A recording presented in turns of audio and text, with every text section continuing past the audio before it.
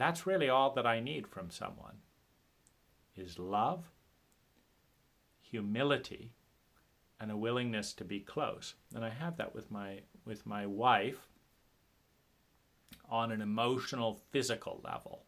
I don't have it mentally. I'm talking to a video camera because I had these gestalts as I have them in moments.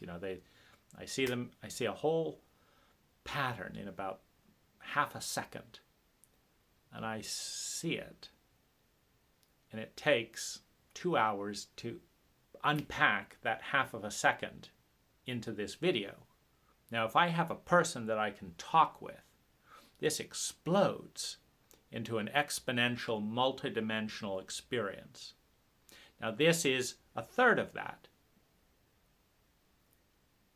Meaning, this camera is a third of that, and it's probably 3 times better than anyone that I can talk to on the planet who wants to talk to me. At this time, it's 2 a.m.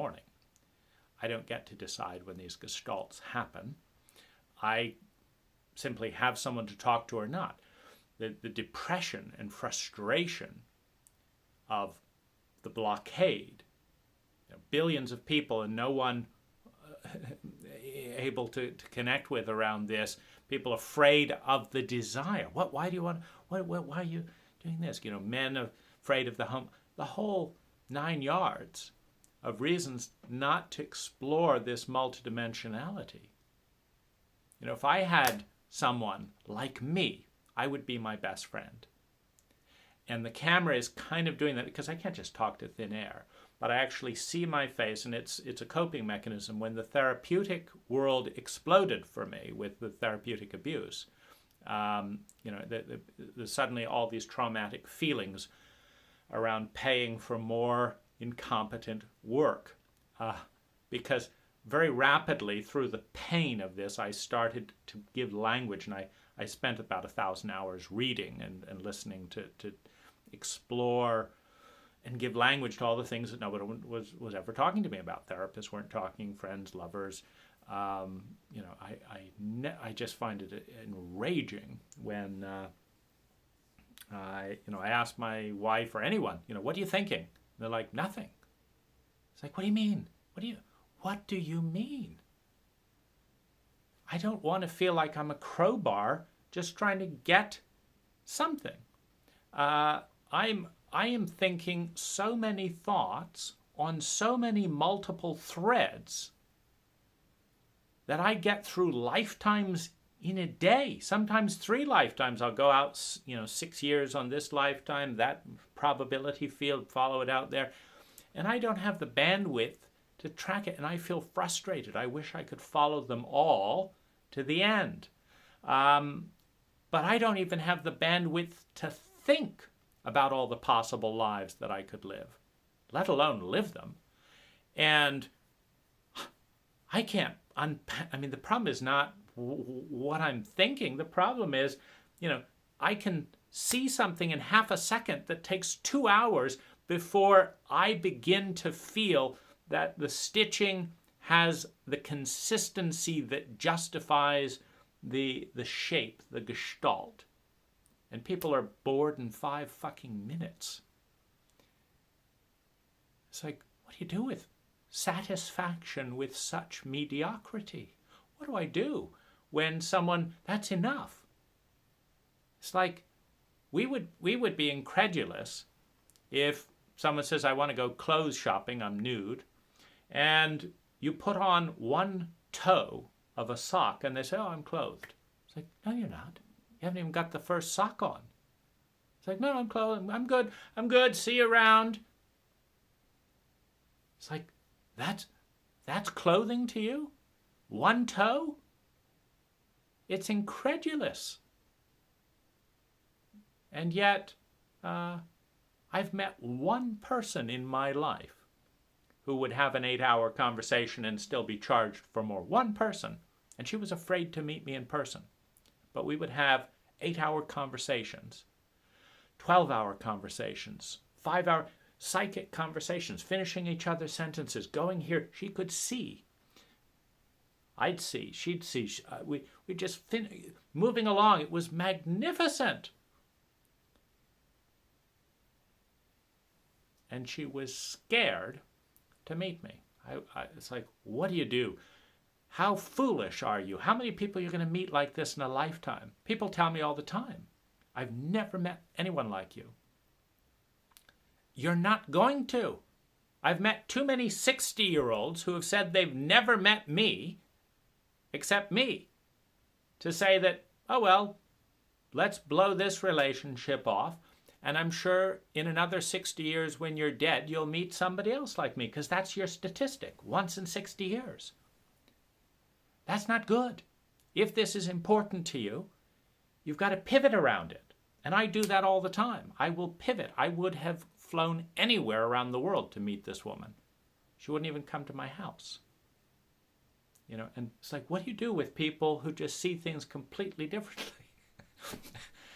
You know, the joke, of course, being we all do, but it's like, oh my goodness. You know, I worked this hard to find one, and they're scared to come to my house. They're scared for me to go to their house. They're just, you know, she had all her own shame and insecurity. She was sure that I would not like her.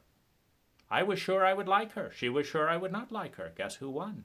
You know, you cannot get through someone's shame if they don't want to lift it. But anyway, I've had that once, and I needed it to go to all on, because it started to get into that pain after about 2 weeks of that amount of like 20, 30, 40 hours a week in that kind of phone conversation and stuff. I needed it to solidify, to continue to go into that amount of exposure. She didn't want to do it, so I had to shut that down.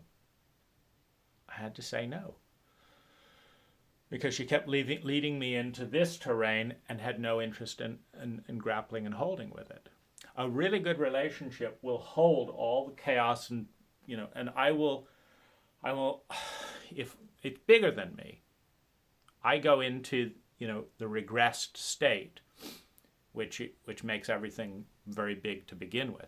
But two, the survival terror of an infant is enormous. Most adults can't begin to grasp with it. That's why they don't connect with their infants. If they had a clue what they were putting their kids through, they'd be in tears. They'd change the world. But they're committed to the current structure of sociopathic culture as a social norm, and so they sacrifice their kids' their sanity and empathy and all that systematically. I'm not going to feel what it's like to be you, because I want to feel it's okay to live in the cult that we live in. And my justification is everyone's doing it and it's normal.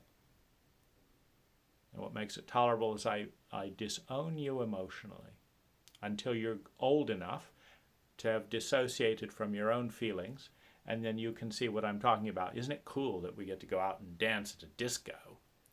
No. It's cool if you can bond with your infant child and experience the universe through his eyes. That's what's cool. You've got a universe in there, and you're killing that off for some fucked up version of freedom. It's freedom to do what? To make your life so mediocrity you don't know what 99% of it is? That's your definition of freedom? Freedom isn't important, it's what you do with it. How about freedom to love a child so big you'd change the entire world? You'd start a revolution. Now that's freedom worth something, because you're using it well, And so 50-year-old women who've maybe carried a child, who've loved their own inner child, a few of them can really love and hold this place. And I get some mothering that I never had, because I don't know how to be a mother to that part in myself. I know how to abandon that part, because that's the template. I know how to hate that part and fear that part, because that's the template. What a 50-year-old woman does, who really knows how to love and see and care and attune to herself, is she knows how to do that for that part of me. And I can start learning regulation skills and stuff, and oh my goodness, that is priceless. It is absolutely priceless. But so many Americans hate their own inner child, and so they hate that part. So if that part opens up, I am met with not only their own hatred for themselves, but their hatred of that part of me, which, going into that amount of horror with the additional benefit of a lover's hatred and terror, is just completely unbearable. And this is also, just as an aside, a deep sadness that I'm continually projected upon as being interested in sex.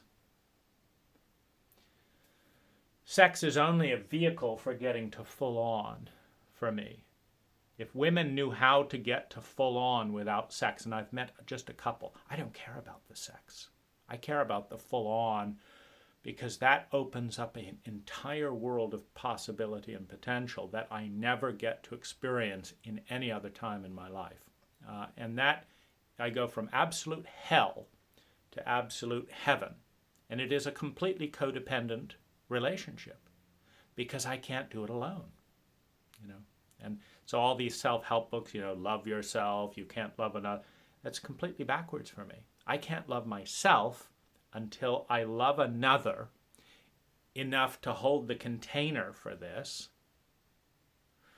and then teach the other how to love the part of me that I can't love, which then reduces the pain to a point where I can get to know myself and learn to love myself by watching someone much more competent at love me and love, and usually how I do that is I love the other person.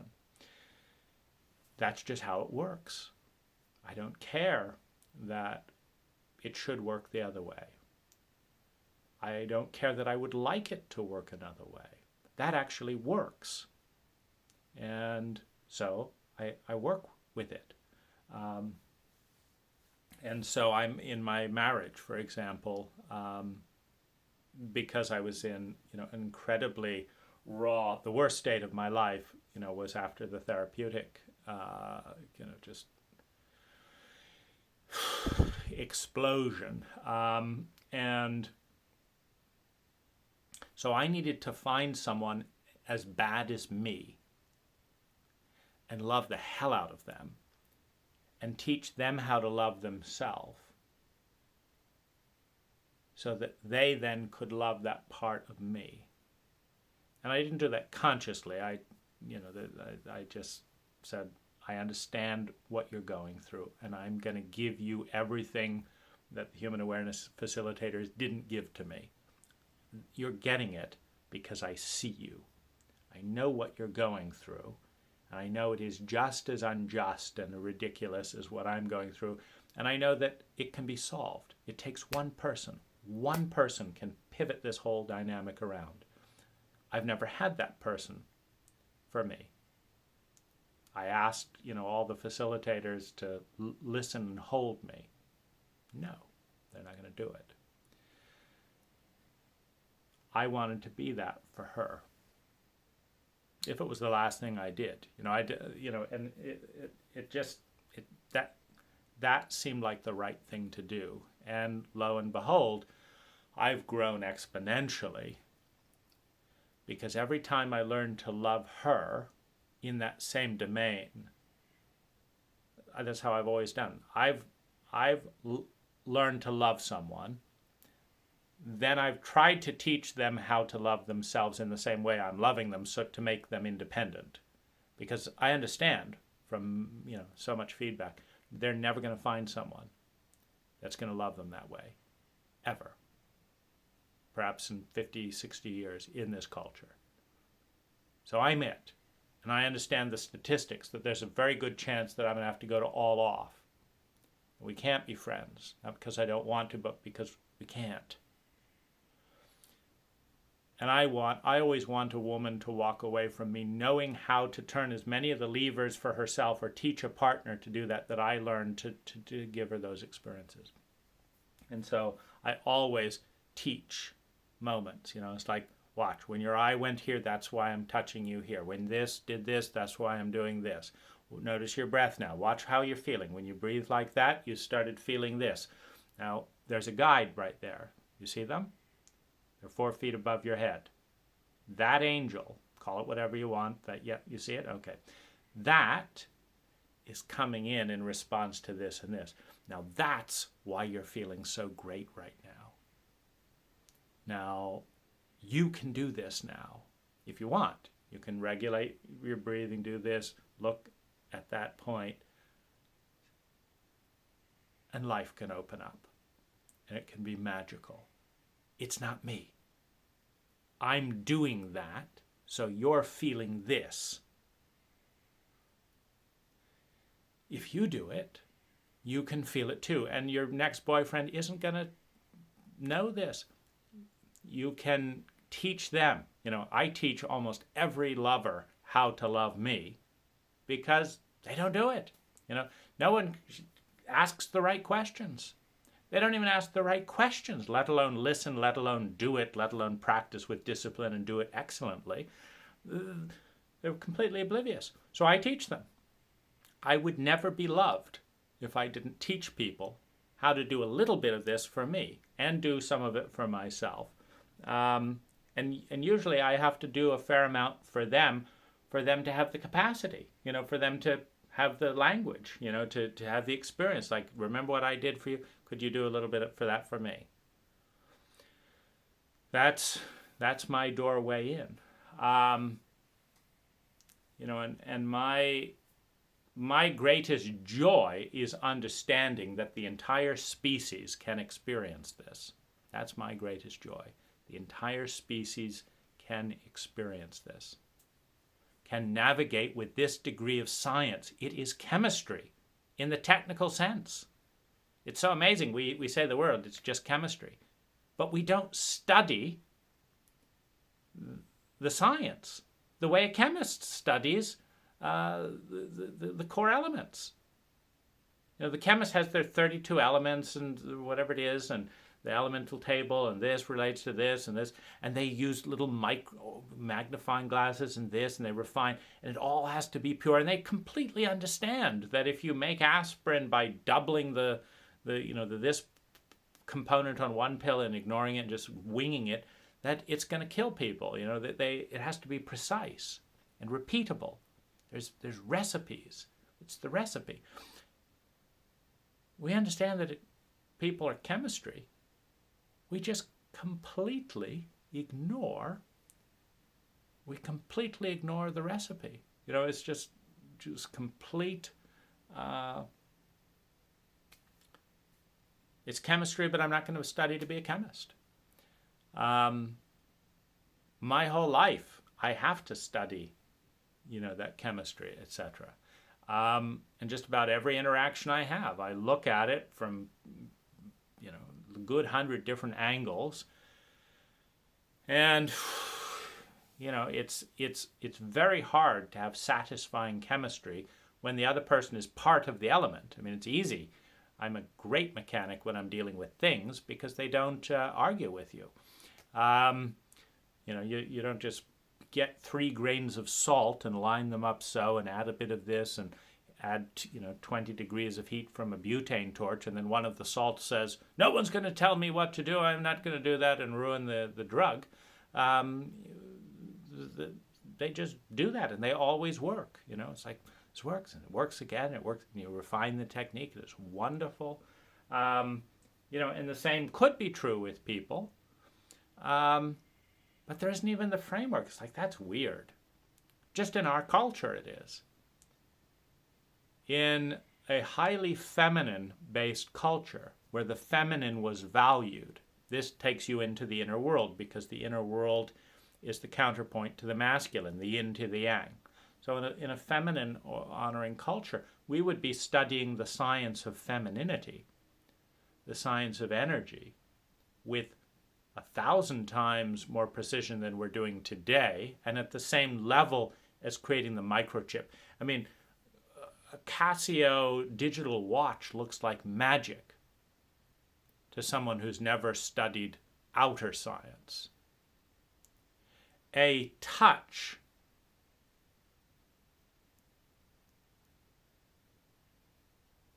that sparks a new resonance that changes the fabric of the tribe looks like magic to us. It looks like mumbo jumbo to us because we're too dumb to know that we're dumb.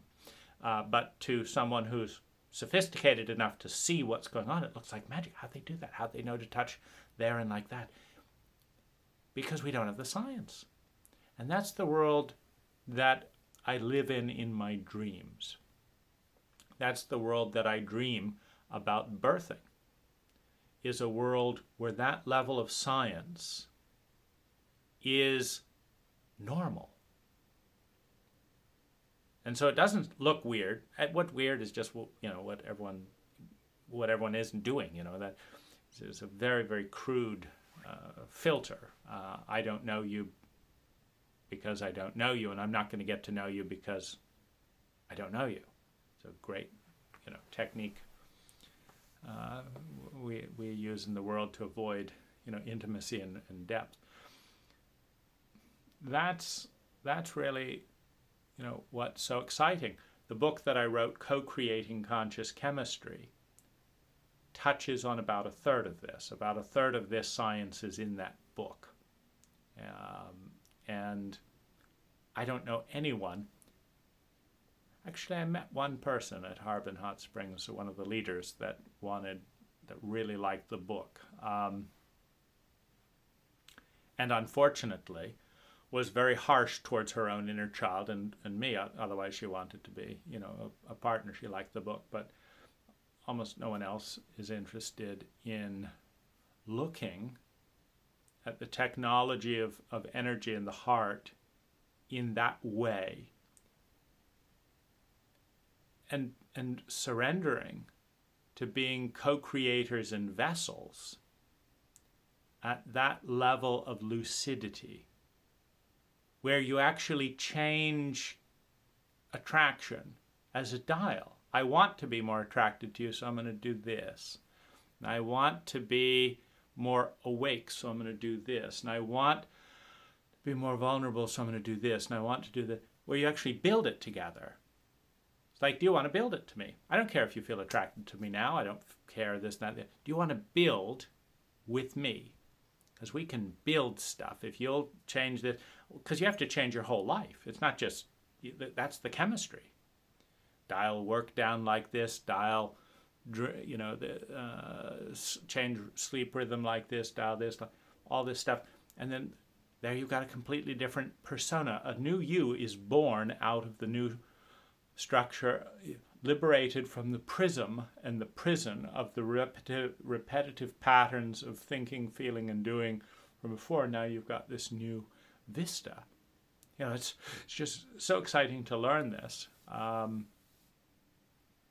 And yet I cannot talk about it, you know, 99.9% of the time. That's the blessing of the camera.